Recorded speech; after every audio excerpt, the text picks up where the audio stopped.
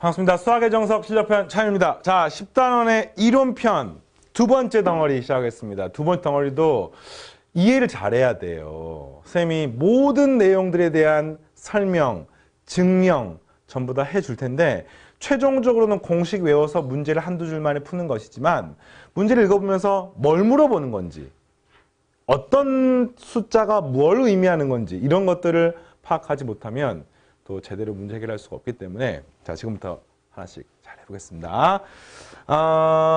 뭘 하는 거냐면 이번 시간에는 흔히 말하는 추정이라고 하는 것을 하는 겁니다. 추정. 뭐 여론조사 같은 거 할 때 보통 이제 이런 걸 하는 거야. 기본적인 원리는요, 일부를 조사를 합니다. 이걸 가지고 전체를 예측하는 겁니다. 알겠죠? 일부를 이용해서 전체를 예측하는 거야. 그러니까 오케이? 그럼 일부라고 하는 건 뭐냐? 표본 하나를 조사를 하는 거야. 표본 조사를 하는 거죠. 이걸 가지고 모집단에 대한 정보를 예측하는 겁니다. 자, 이것도 이제 지난 시간처럼 쌤 칠판에 쓴 내용을 전부 다 필기를 하시기 바랍니다. 짧게 한 10분 정도 정말 집중해서 빡 할 테니까 여러분 집중해서 들으시고 혹시나 이해가 안 되는 부분들이 있으면 뭐 질문 답변 게시판 활용하시고 반복해서 강의 듣거나 책을 읽어보시기 바랍니다. 쌤 말했던 거 먼저 보고 듣고 이해하고 정석 교재를 보시면 훨씬 더 이해가 잘 될 거라 생각합니다. 자, 그래서 표본을 조사하는 거야. 그럼 봐봐요. 우리가 표본을 이용해서 조사를 하고 싶어. 우리나라 전체 수학 점수가 궁금하단 말이야. 우리나라 전체 수학 점수 수능 당일날 성적표가 한 달 뒤에 나오는데 나는 오늘 내가 진짜 수학 잘 봤는지 못 봤는지 궁금하단 말이야. 그러면 이거 갖다가 표본을 모으는 거야. 너 수학 점수 몇 점이니? 너 몇 점이니? 우리 반에 너 몇 점이니? 근데 문제가 하나 있죠. 이렇게 조사하면 내 근처밖에 조사할 수가 없어요. 근데 내 근처가 만약에 전국적으로 수학을 잘하는 집단이라고 치면은 전국 평균하고 당연히 달라질 수밖에 없으니까 그렇게 조사하면 안 되는 겁니다. 랜덤하게 뽑아야 되는 거야.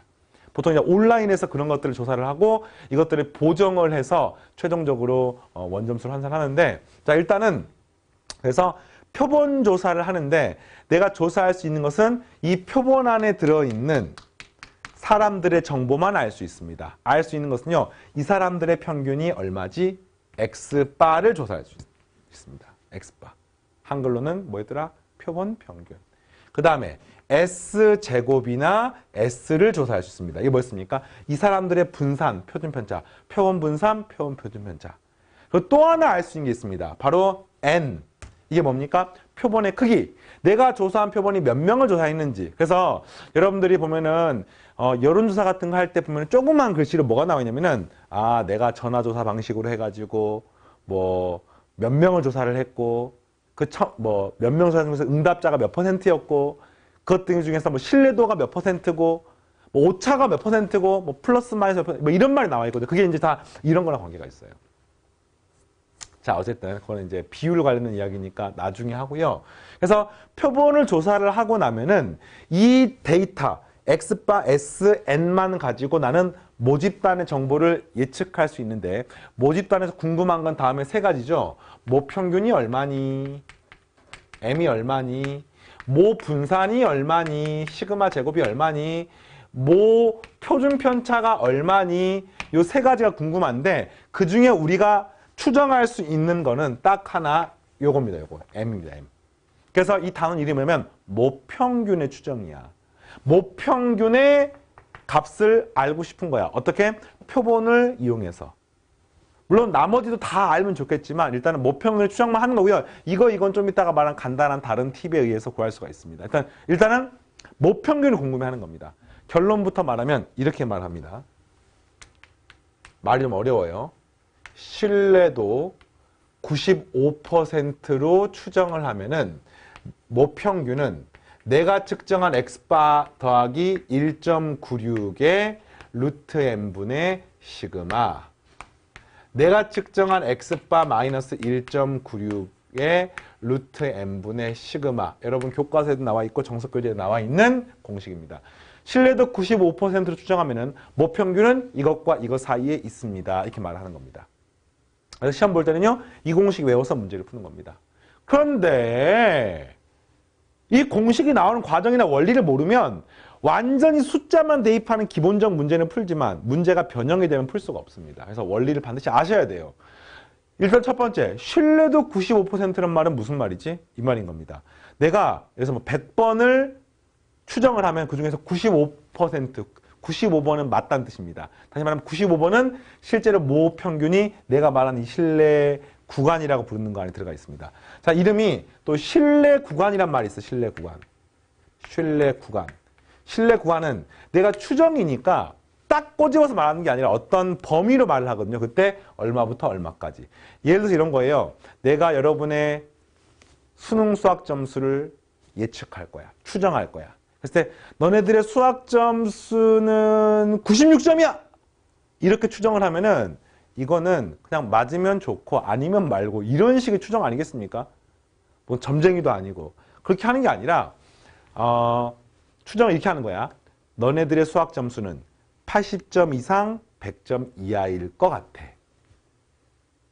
하지만 뭐 70점, 60점이 나올 가능성도 있잖아. 그러니까 80점 이상 100점 이하인데 그 가능성이 뭐 95%야. 이렇게 추정을 하는 겁니다. 그래서 그때 80점 이상 90점 이하에 해당하는 이걸 우리가 범위, 신뢰 구간이라고 부르고요. 신뢰 구간은 보통 닫힌 구간이기 때문에 이렇게 표현합니다. x바 마이너스 1.96에 루트 n분의 시그마, 컴마 x바 플러스 1.96에 루트 n분의 시그마. 뭐 어쨌든 신뢰 구간은 양 끝을 이렇게 이야기를 하는 겁니다. 알겠죠? 신뢰도하고 신뢰 구간이 뭔지 알겠습니까? 오케이. 자, 지금부터 이제 진짜 추정을 해보겠습니다. 추정하는 원리를 알고 그 다음 이 공식을 보면은 이 공식이 다르게 보일 겁니다. 이 공식 당연히 외워야 됩니다. 외워야 되는데 그냥 외우는 게 아니에요. 자, 지금부터 증명을 하겠습니다. 내가 x바 하나를 측정을 한 거예요, 지금. 근데 이 x바가 지금 모평균하고 무슨 관계냐. 내가 표본 하나의 평균을 구한 것뿐인데 당연히 모평균하고 같다고 말할 수는 없는 거죠. 하지만 이런 느낌인 겁니다. 내가 측정한 이 표본은 랜덤하게 뽑았기 때문에 여기서 얻어지는 평균은 아마 모평균하고 유사할 것 같아. 하지만 같다고는 말할 수 없습니다. 제가 이제 범위를 표현하는데 우리가 뭐를 알고 있냐면은 n이 충분히 크면은요. x바의 분포가 정규 분포임을 알고 있습니까? 이게 이제 이 문제의 핵심 아이디어야. x바의 분포가 정규 분포인 거야. 그러니까 내가 측정한 x바는요. 그 좌우 대칭 정모양 그래프의 정규 분포 중에 하나를 뽑은 겁니다. 그럼 봐봐요. x바의 분포가 정규 분포야. 좌우 대칭에. 그리고 정규 분포는요. 이게 m입니다. m. 맞습니까? 이 x바는 이 x바가 뭐였습니까? m이고요. vx바가 뭐였습니까? n분의 시그마 제곱이었잖아요, 지금. 그러니까 표준변자가 루트 n분의 시그마 아니겠습니까? 자, 그럼 이제 내가 표본 하나 뽑아서 x바 측정을 했어. 그러면 그 x바가 이건지 평균 근처인지 아닌지 알 수가 없어. 하지만 정규 분포의 특징상 평균 근처에서 나타날 확률이 가장 높지 않겠습니까? 그러니까 내가 측정한 x바는 이 평균 근처일 가능성이 제일 높은 겁니다. 그 중에서 신뢰도 95%라 함은 이 넓이가 0.95 이 넓이가 0.95가 되는 범위를 생각하는 겁니다. 그럼 이런 거야. 내가 측정한 x바는 여기서부터 여기 사이에 들어갈 확률이 95%. 그러니까 물론 실제로 내가 측정한 게 여기를 잘못 측정했을 수도 있어요. 그래서 모평균하고 굉장히 거리가 멀 수도 있지만 확실한 거는 이거 사이에 들어갈 가능성이 높다는 걸 알 수가 있잖아요. 그래서 그때 여기에 이 세모값과 여기에 이 네모값을 여러분들이 계산해 보는 겁니다. 그럼 이렇게 말하는 거야. 내가 측정한 x바는 세모와 네모 사이에 있을 가능성이 95%다. 신뢰도 95%로 네모와 세모 사이에서 발견된다 라고 쓸 수가 있는 겁니다. 근데 이게 0.95가 되려면 지난 시간 문제 풀 때 나왔었는데 이 넓이가 0.475가 돼야 됩니다. 그래서 0.475가 되는 z값을 구해보면요. p 괄호 열고 0에서부터 z가 1.96이 되면은 이게 0.475가 되는 것이 표준 정규 분포표에 나와 있습니다. 그래서 이게 0.475가 되려면은 이 값을 표준화시켜서 z가 1.96이 돼야 되거든요. 이걸 식으로 쓰면은요. 세모에서 평균을 빼고 나누기 이 녀석의 표준 편차인 얼마로 루트 n분의 시그마로 나누시면 이 값이 1.96이라는 뜻입니다. 오케이. 자, 그러면 이때 이걸 넘겨서 정리하게 되면 세모 값이 나오죠. n 플러스 1.96의 루트 n분의 시그마. 그럼 마찬가지로 이 네모는 뭐냐면요. 네모는 n-1.96의 루트 n분의 시그마. 그럼 나는 뭐라고 말할 수가 있냐면요. 95%의 확률로 내가 측정한 x바는 세모와 네모 사이에 있는 겁니다. 근데 세모가 뭐냐면 n 플러스 1.96의 루트 n분의 시그마고요. 네모가 n-1.96의 루트 n분의 시그마가 되는 거야. 여기까지 알겠습니까? 됐죠? 그래서 이 사이에 들어가 있는 겁니다. 이 사이에 들어가 있을 거라고 예측할 수가 있습니다. 이 사이에 들어가 있을 거라고 예측할 수가 있습니다.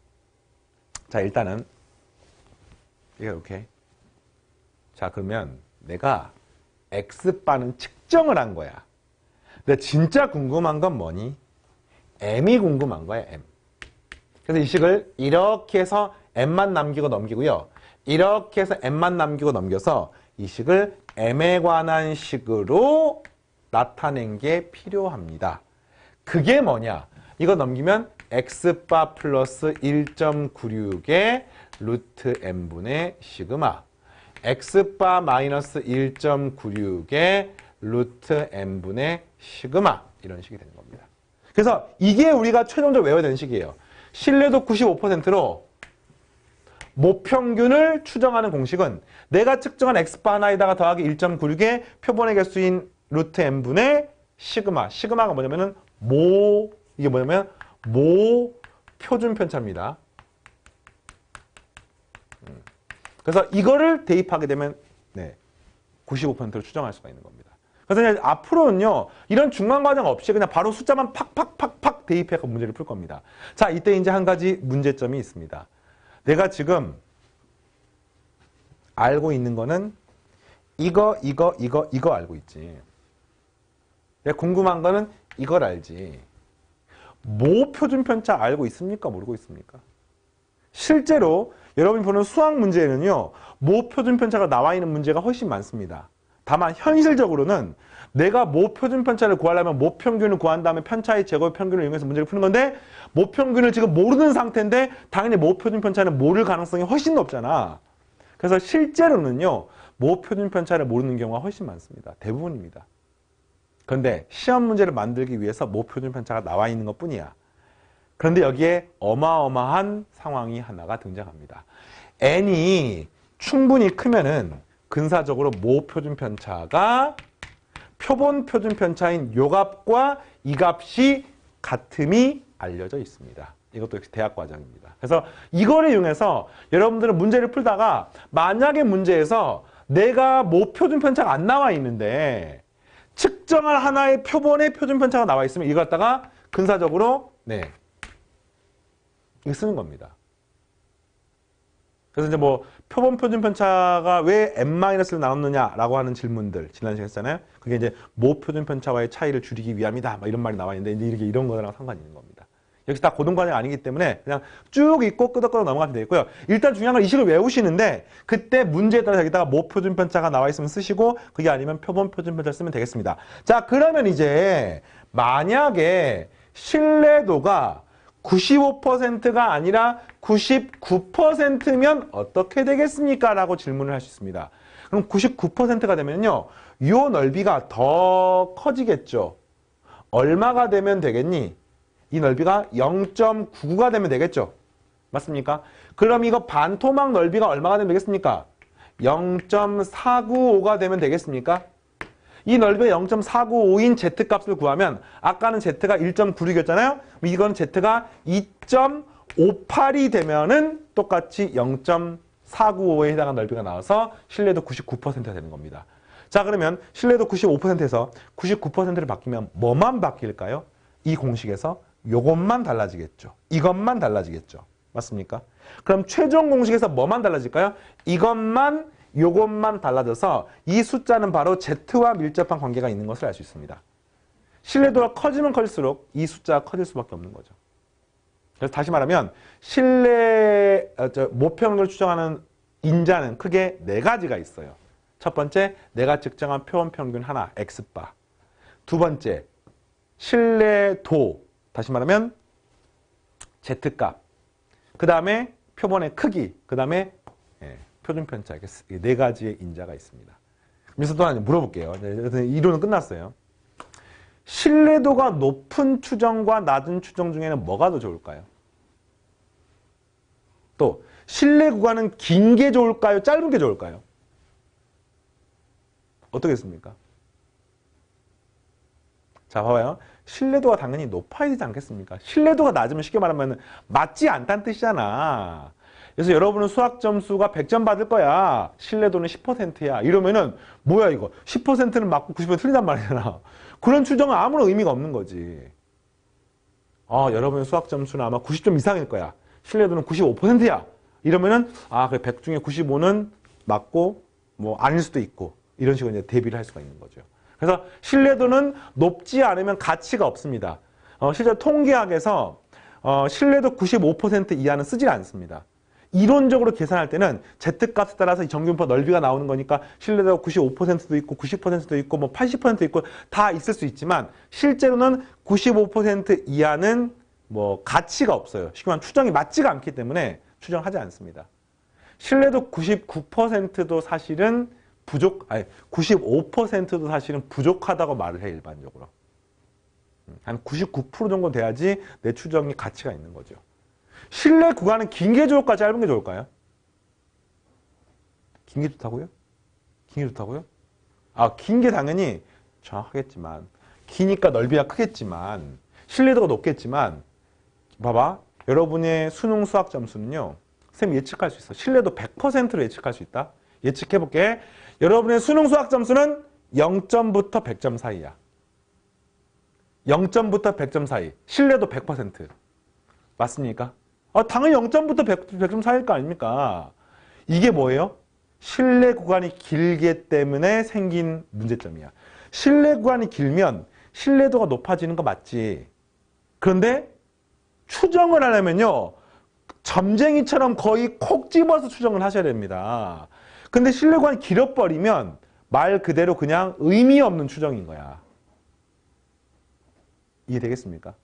그래서 가능한 한 신뢰 구간은 좁게, 그러면서 신뢰도는 높게 만들어야지만이 정확한 추정이 되는 거죠. 그래서 진짜 뭐 점쟁이처럼 용한 정확한 추정하려면은 여러분 수학 점수는 수학 점수 해봅시다. 이번 수능에서 1등급 커트라인은 92점에서 93점 사이야. 신뢰도 99%. 이렇게 추정을 하셔야지만이 이게 거의 맞구나. 이렇게 추정을 할 수 있는 거죠. 알겠습니까? 자, 그리고요. 이때 신뢰 구간을 높이는 아주 간단한 방법, 신뢰도를 높이고 신뢰 구간을 줄이는 아주 간단한 방법이 있습니다. n을 확 키워버리면은, 그래서 표본을 많이 뽑아버리면은 요 분모가 확 커지기 때문에 나머지는 커지면 커질수록 커지는데 얘가 확 커지기 때문에 이 전체 요 값이 확 줄어들지 않겠습니까? 알겠습니까? 그래서 그 신뢰 구간에 해당하는 게 요 n이 커져버리면은 x바랑 플러스랑 x바 마이너스 요 차이가 확 좁아지는 거죠. 보통 이제 우리가 이렇게 말해요. 신뢰 구간의 길이라는 말을 쓰는데 길이는 여기서부터 여기까지 차이야. 이 값은 2에 1.96에 그 다음에 루트 n분의 시그마라고 쓰는데 n이 확 커지면은 신뢰관 크기가 확 줄어드는 겁니다. 그러면서 정확한 추정이 될 수가 있는 거죠. 알겠습니까? 알겠습니까? 자, 이게 이제 통계적 추정에서 모평균의 추정 내용이고요. 아마 잘 이해했을 거라고 선생님 기대하는데 이게 한 번에 안 될 수 있어요. 선생님도 학창 시절에 한 번 이 통계적 추정 이론을 듣고 끄덕끄덕 오케이 하지 않았습니다. 여러분도 그렇게 됐다고 하면은 이 단원 자체가 굉장히 어려운 파트예요. 이론적으로 어려운 파트야. 문제가 어려운 게 아닙니다. 문제는 오히려 쉽습니다. 그래서 그 이론의 그 어떤 이해가 어렵기 때문에 이론만 이해를 확 하시면 그 다음 문제는 그냥 한 줄에 쫙 풀 수 있습니다. 문제 바로 풀어볼까요? 자, 봅시다. 문제는 굉장히 간단해요. 우선은 이론 먼저 다시 한번 정리. 정규분포를 따르는 모집단에서 크기가 n인 표본을 이미 추출해서 그때 얻어진 표본을 x바라고 할 때에 그때 신뢰 구간 95%로 신뢰도 95% 했을 때는 아까 말했던 공식. 신뢰도 99%는 아까 말했던 공식. 표본이 충분히 크면은 뭐 모집단의 정규분포 안 따라도 성립한다. 아까 말했잖아요. 예. 모집단의 정규분포가 아니더라도 표본이 충분히 크면은 표본 평균의 분포도 정규분포가 되는 겁니다. 그래서 뭐 이런 내용들. 자, 바로 문제를 풀면서 한번 연습해 볼게요. 어떤 공장에 생산되는 전구의 수명의 표준 편차는 100시간이라고 한다. 모 표준 편차가 100이라고 나와 있는 거야. 문제가. 전체의 표준 편차. 이게 나와 있는 겁니다. 문제가. 자, 이미 추출한 100개의 수명의 평균이 1800시간이야. 그러면은 X바가 1800이라는 뜻이야. 이게 지금. 이 한글로 된 말들 알겠습니까? 그 질문이 공장에서 생산된 전구 전체의 평균 수명을 신뢰도 95% 추정하십시오. 공식이 있습니다. 그대로. 모평균은 내가 측정한 1800 플러스 신뢰도 95%는 아까 1.96 했잖아요. 1.96에 루트 n분의 시그마인데 전구 100개니까 루트 100분의 시그마가 아까 100이라고 나와 있습니다. 여기는요. 1800 마이너스 루트 100분의 1.96에 루트 100분의 100이라고 있을 수가 있습니다. 그러니까 정답 뭐가 됐습니까? 1819.6 보다 작거나 같고 m이 여기도 계산해보세요. 1800에 19.6 하니까 1780.4인가요? 뭐 되겠네. 이게 답입니다. 자, 두 번째. 이 공장에서 생산한 전구 전체의 평균 수명을 신뢰도 99%로 추정하려고 할 때 신뢰 구간의 길이를 앞에 거랑 똑같이 같거나 작게 유지하기 위해서는 최소한 전구 몇 개를 추출해서 문제를 풀어야 됩니까? 그러니까 얘랑 똑같거나 작게 해야 되는 거야. 쉽게 말하면 신뢰도가 지금 99%를 추정하려고 하는 겁니다. 지금 보세요. 요거 신뢰 구간 길이가 뭡니까? 2 곱하기 1.96의 루트 100분의 100이잖아 지금.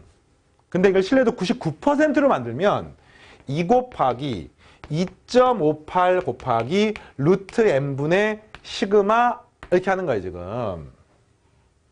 근데 요게 이거보다 같거나 작게 유지를 해야 되는 겁니다. 그렇게 하기 위해서 n이 얼마가 됩니까? 물어보는 거니까 없어지고 없어지고 없어지고 없어지고 넘기면 루트 n은 10이니까 10분의 아니 잠깐만요. 어떻게 합니까? 1.96으로 나누시고 2.58 하시고 곱하기 10 이렇게 하시면 되겠네요. 그래서 요거는 이제 계산기로 구해도 됩니다.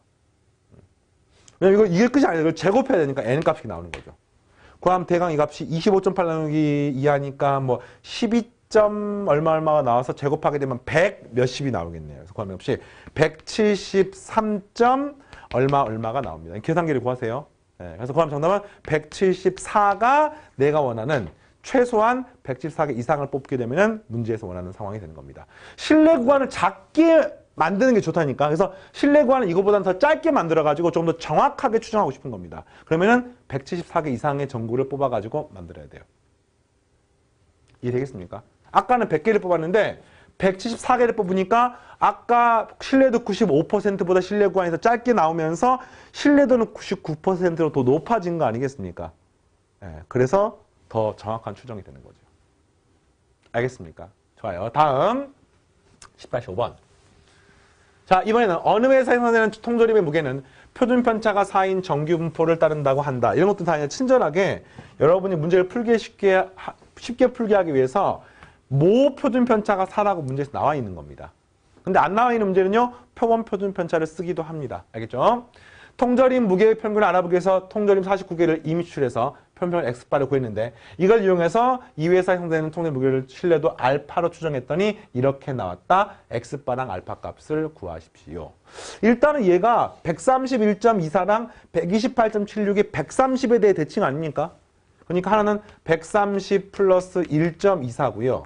또 하나는 130 마이너스 1.24기 때문에 내가 측정한 X바는 130이 되는 것을 당연히 알 수 있습니다. 알겠죠?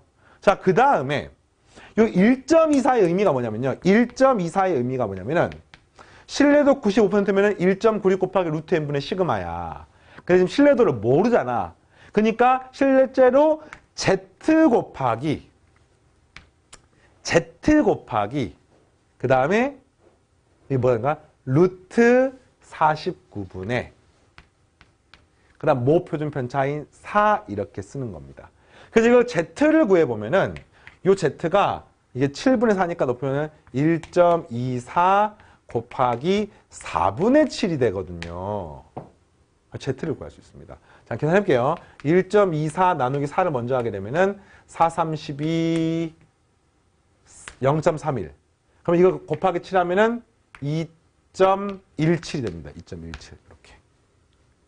그래서 표준 정규 분포표에서 2.17을 찾아봐. 자, 좀 찾아볼게요. 교재 뒤에 있는 부록에서 2.17 안 외우고 있어가지고 2.17 찾으면은 0.4850이 나옵니다. 0.4850. 그러니까 뒤에 표를 보면 P 괄호열고 0에서부터 Z가 2.17이 되면은 0.4850이 나오는 겁니다. 그럼 이게 무슨 말이냐면은 이 반토막의 넓이 0에서부터 2.17이 0.4850이란 말은 이게 마이너스 2.17까지 있다고 치면 이 넓이 얼마 됩니까? 0.4850 곱하기 하니까 0.97이 되는 것을 알 수가 있는 겁니다. 알겠습니까? 따라서 신뢰도 몇 퍼센트? 알파는 97이 되는 거죠. 신뢰도 97%가 되는 겁니다. 그래서 공식 외우면 한 줄 만에 풀 수 있는 문항들이 지금 했던 필수 예제 4번이나 5번 내용인데 공식이 중요한 게 아니에요. 그 공식을 이루고 있는 이론적인 기반들 반드시 켜놓으시고요.